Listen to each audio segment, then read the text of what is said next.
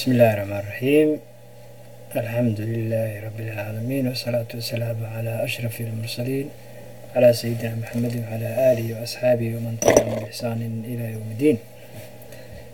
magacaygu waa cali xirsi kaarshe. kulanti wanaagsan mar labaad. waxaan caawa halkan idinkaga soo gudbinayaa aragtidayda ku saabsan arrimaha badaha ee Kenya iyo Soomaaliya iyo boobka cad ee Kenya doonayso inay ku boobto badayada iyadoo u soo bareertay inay ku soo xadgudubto sharciga caalamiga ah ee badaha adduunka u yaala. waxaad ogtihiin in ay dowladda Kenya caddaysay shalay inay u qabsatay looyaro iyo khubaro caalami ah sidii ay iskaga difaaci lahayd dacwadii ay dowladda Soomaaliya ka gudbisay bishan 28keeda bishii la soo dhaafay 28keedii ayna u gudbisay maxkamadda adduunka la yiraahdo ICJ-ga International Court of Justice oo ku taala dalka Holland, magaalada The Hague la yiraahdo ama Den Haag loo yaqaan. dacwadaas oo ku saabsaneyd inay Kenya ku soo xadgudubtay badda Soomaaliya iyadoo samaysatay maab been abuur ah kana kireysay shirkado reer galbeedku ay leeyihiin oo shidaal ka baaraya kontraadada halkaas u qortay. ninka la yiraahdo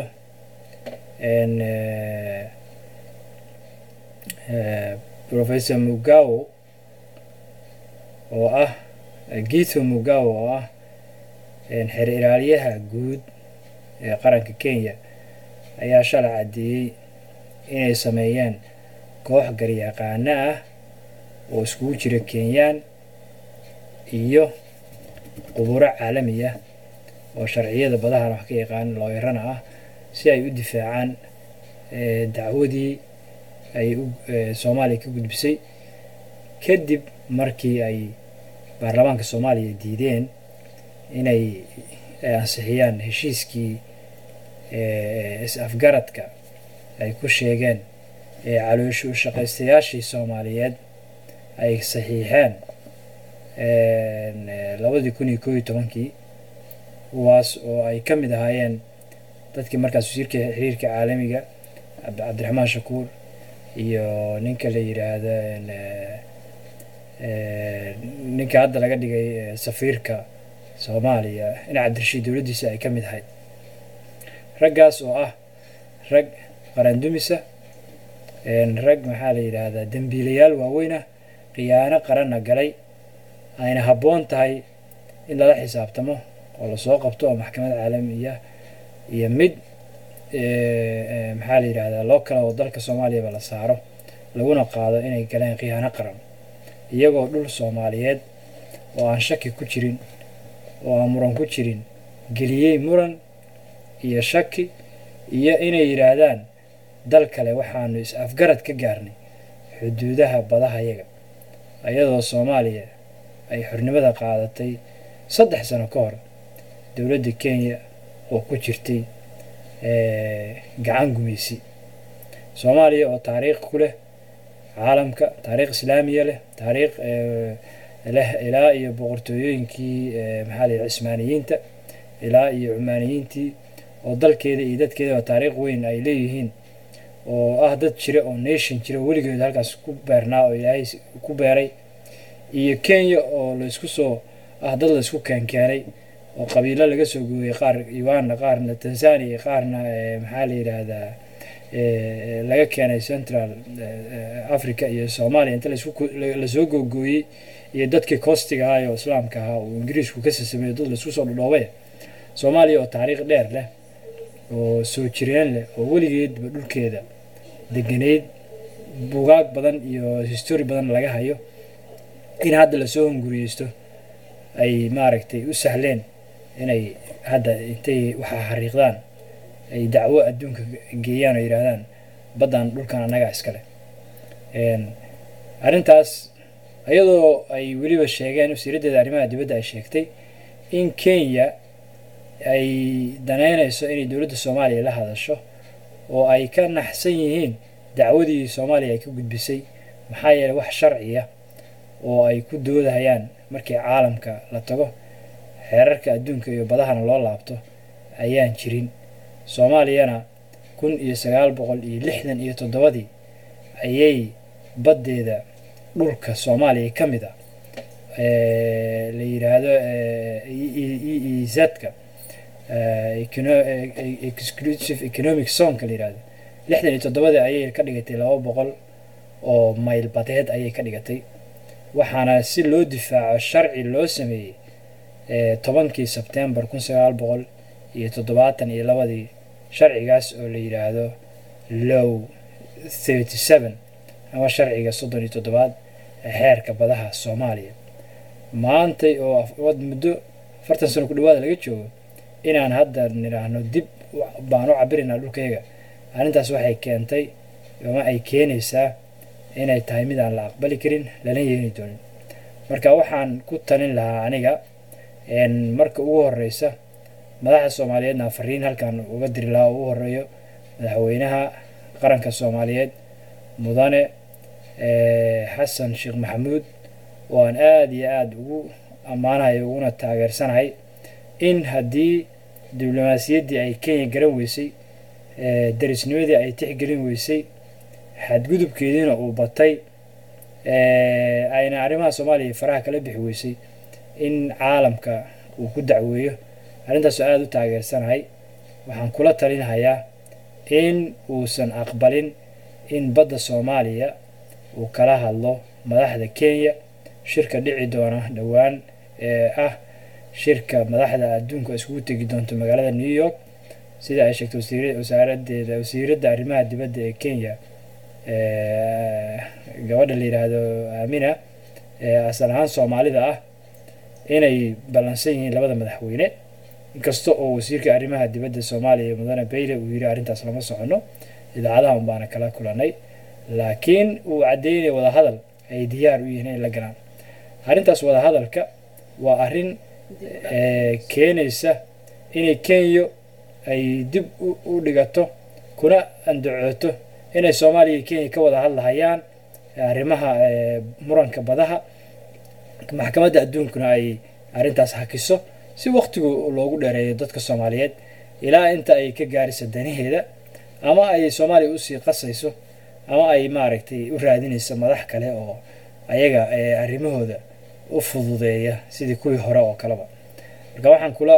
talin lahaa madaxweynaha Soomaaliya inay mas'uuliyad ka saaran tahay dalka Soomaaliya oo dhan uuna ka taxadaro inuu dhaxalkii ummadda Soomaaliyeed iyo ilmaha iyaga iyo jiilalka jiri doona inay si sahlan ay ugu wareejiyo dal kale ama ay si sahlan ugu gacan gasho ay noqoto arrin muwaaqab xumo iyo dhibaato badan u soo jiida ummadda Soomaaliyeed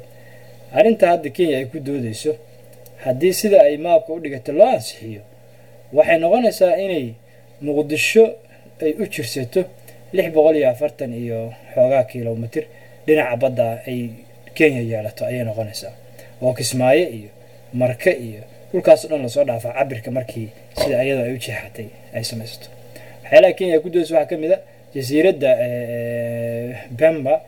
ay leedahay maxaa la yiraahdaa Tanzania ayaa waxa loo sameeyay si yani ay Kenya iyo Ethiopia ay isku afgarteen Tanzania in laga mariyo dhanka bari laga mariyo xuduudka maadaama ay jasiiradda Pemba ay leedahay Tanzania ayaa waxay Kenya qasab ku noqotay inay dhulkeeda badda ay dhinaca badda uu noqdo dhinaca bari uu xariijinta loo soo dhigo laakiin Soomaaliya sidaas ma ahan Soomaaliya waxa weyn jasiiradaha la yiraahdo laama iyo agagaarkeeda ku aadan iyo Raas Casayr iyo jasiiradahaas oo dhan Soomaaliya ayaa iska leh juqraafi ahaan iyo dhul ahaanba ilaa iyo waqtigii ingiriiska iyo talyaanigu ay joogeen dhulkaas waxaa dhul uu hoos yimaada dhulkii ingiriiska talyaaniga dhul hoos yimaada ayuu ahaa ma ahayn dhul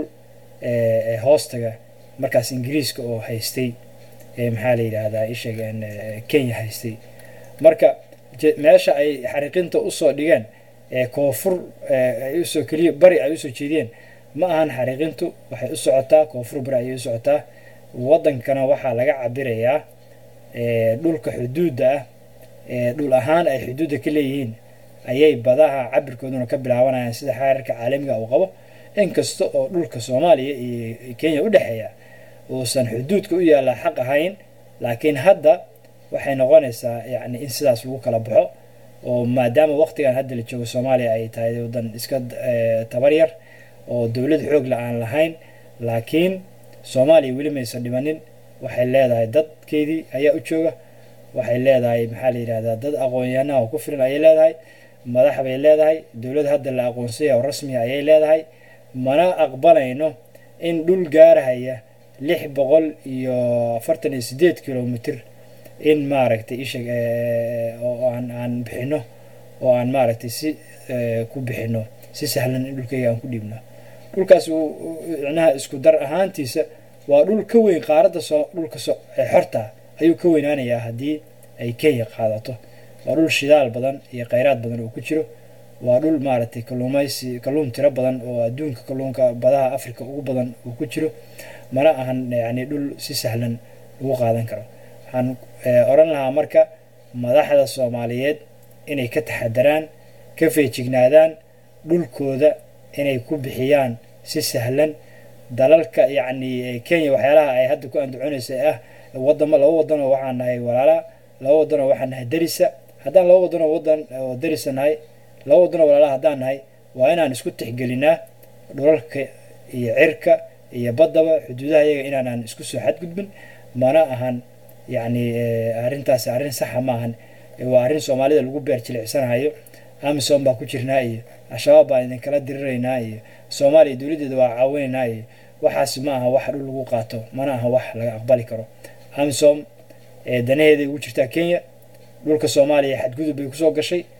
iyadoon ciidano u fasixin bay kusoo gudubtay oo xuduudaha iyaga kasoo gashay arrintaas laftigeeda wadamada soomaaliyeed raalli kamaysan ahaynin laakiin dantii ayaa markii dambe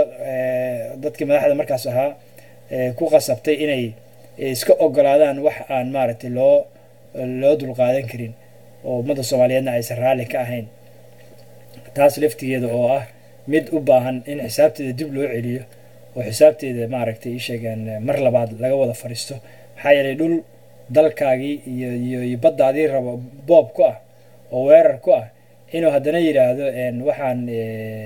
idinkala qayb qaadanaynaa amniga iyo sugista dalkiina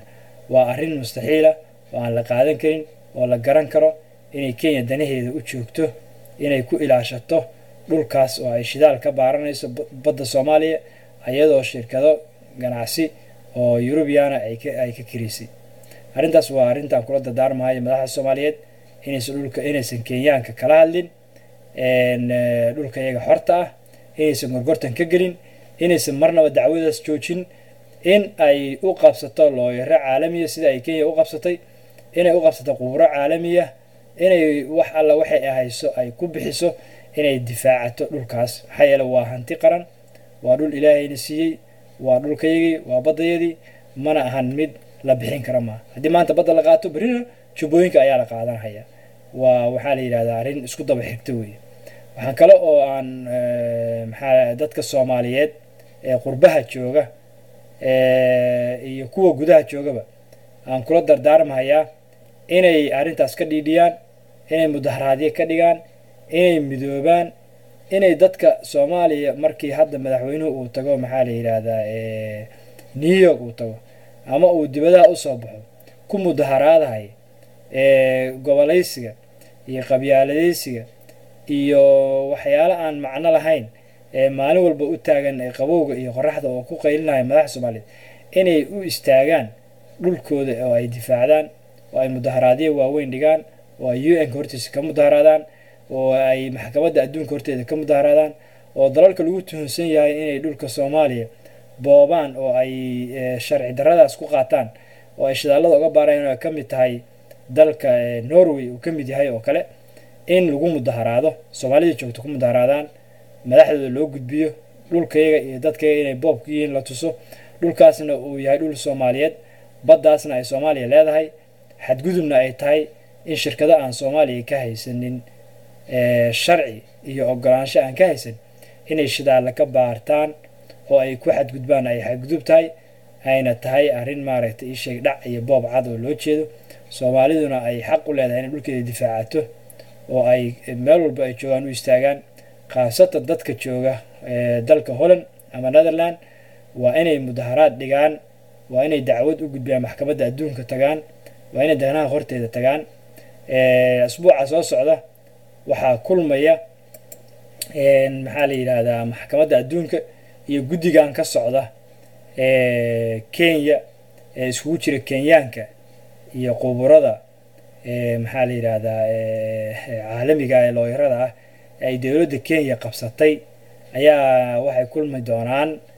asbuuca soo socda ayay kulmi doonaan inay tahay ayaan filahayaa arbacada soo socota inay tahay ayaan filahayaa arrintaas marka waa in mudaharaad laga dhigaa lagana hortagaa lagana dagaalamaa Soomaaliyana ay isku Soomaaliduna ay midoobaan dalkooda ay midoobaan sidii nation ahaan inay difaacdaan qarannimadooda inay difaacdaan ay u midoobaan qabyaaladda iyo kala daadsanaashaha inay iska daayaan inay dawladooda ka hor yimaadaan oo ay taageeraan maanta haddii dawladdaani uu dad madax ka yahay bari kuwa kala ka noqonaya dhulka iyo dadka iyo dalka hawadiisa iyo baddiisa iyo boodharadiisa wadamada kale leeyahaba inay maaragta ay difaacdaan nation ahaanna ay u difaacdaan intaas ayaan kula talin lahaa kulana soo gabagabayn lahaa hadalkayga cid kasta oo Soomaalinimo ay ku jirtana inay u istaagto una tafaxaydato wax kasta oo ay ka geysan karto hadday tala tahay haddii ay mudaharaad tahay haddii ay qoraal tahay in dhulkayaga aan difaacano oo aan baddayada ilaashano oo aan ka ilaashano cadowga horay u qaatay dhulkeennii horay u qaatay dadkayagii gumaysta oo ummadda Soomaaliyeed NFD haysta oo maxaa la yiraahdaa kuwa kale haysta ee dhulka Soomaali galbeed haysta oo dalkii inta la kala qaybiyay 5 meelood loo kala qaybshay haddana 5 meelood la isku haysto waxaan ugu dambeyn dardaaran mar kale u soo jeedinayaa madaxda Soomaaliyeed ee mas'uulka ugu horeeya madaxweynaha gudoomiyaha baarlamaanka ra'iisul wasaaraha iyo cid kasta oo madax Soomaaliyeed oo shir caalami ah tagta inaysan marnaba ogolaanin dhulkayaga iyo baddayada iyo cirkayaga inaan la qaadan ee ay noqdaan dad soo jeeda oo karti leh oo madaxtinimadooda iyo qarannimadooda iyo sharaftooda ilaashada markaas ayay noqonayaan ummad jirta ayagana madaxnimadooda sharaf ku yeelanayaan mustaqbalka iyo dhaxalka ummadda Soomaaliyeedna ay ku ilaalin karaan wabillahi tawfiiq السلام عليكم ورحمة الله وبركاته